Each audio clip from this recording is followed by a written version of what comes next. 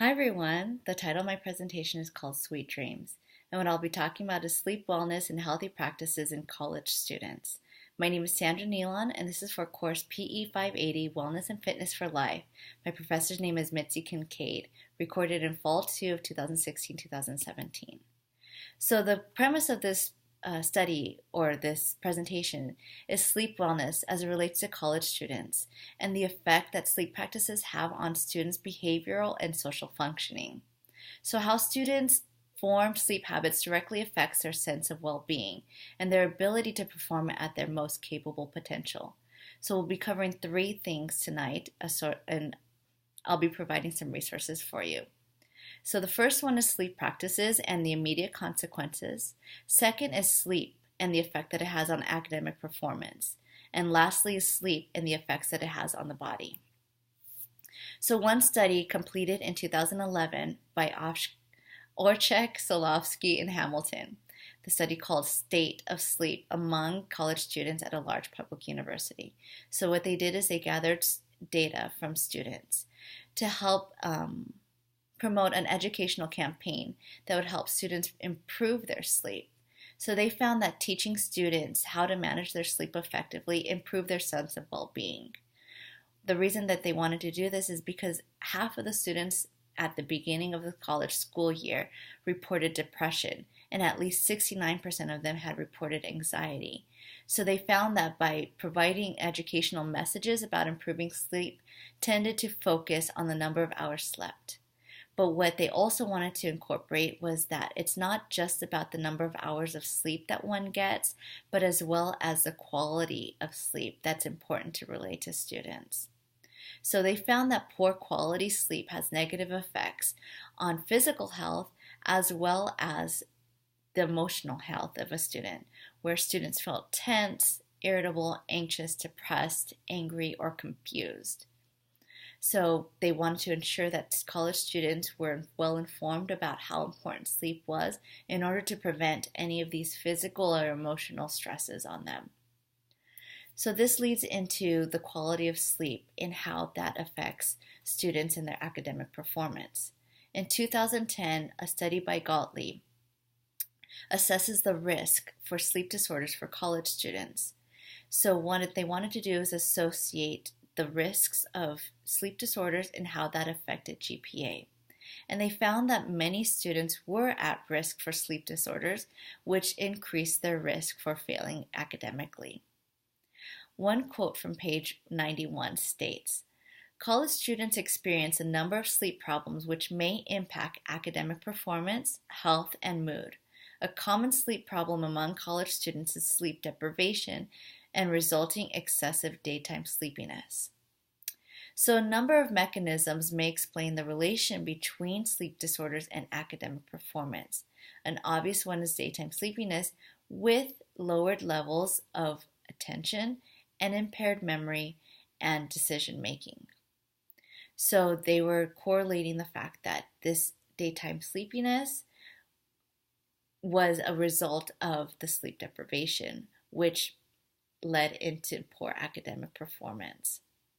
One statistic that I found was that while individual differences in amount of sleep is actually needed, the fact that 86% of students reported that they were waking up tired was somewhat, rather much, or very much true of them indicates that the majority of students were not getting adequate sleep. So this leads us from informing students of the importance of sleep to how sleep affects them academically, now into how sleep affects them in their bodily functions. So in 2014, a recent study by Vargas, Flores, and Robles, Sleep Quality and Body Mass Index in College Students. So the study was concerned with seeing how sleep duration and disturbances in patterns of sleep were related to obesity and being overweight in college students. So what they found is that the sleep disturbances determined being overweight rather than how long a student slept, which left them with wanting to find out more information to support students through wellness programs to promote healthy, uninterrupted sleep. So again, they correlated back to the quality of sleep, not necessarily the duration of sleep. So that's important for all of us to understand. So to summarize their specific study, I found a quote from page 535. In addition to the amount of sleep, the quality of sleep seems to be changing and impacting the well-being of college students.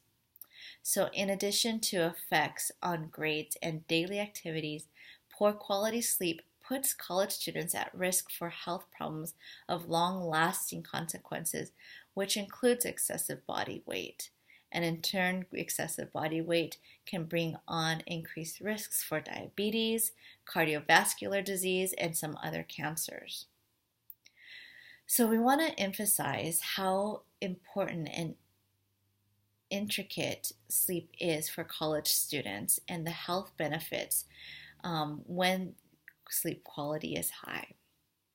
In my findings, the major theme that I found between all of these three studies is that sleep quality is vital to establishing and maintaining emotional, mental, physical, and social health.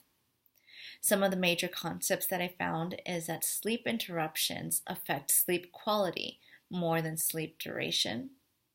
And then sleep deprivation decreases cognitive abilities that affect academic performance and bodily health. So how I'm going to apply this personally is by trying to find ways to ensure that I have sleep without interruptions instead of focusing on how long I've actually slept. So that is more important to me. That trumps over the length of time that I'm sleeping. And how I'm going to apply this professionally, all of this knowledge, is that as I move into a role of teaching, I want to be able to recognize when sleep is affecting my students and how they are currently engaging in the classroom. I like to help them achieve better sleep if that's something that's possibly or could possibly be done so that they could function better. So future research, what I feel is required and important for us to focus on would potentially be the correlation between sleep schedules and school schedules, not only for college students, but also for students within the K through 12 system. So perhaps identifying where sleep schedules, how we can effectively bring students in at better time frames that they can perform better academically and physically. And then a second thing that I'd like to find more research on is the relationship between sleep and emotional instability. Does sleep deprivation and sleep disturbances affect the emotional stability of one person, or vice versa? Does the emotional stability affect the quality of sleep that we're actually getting?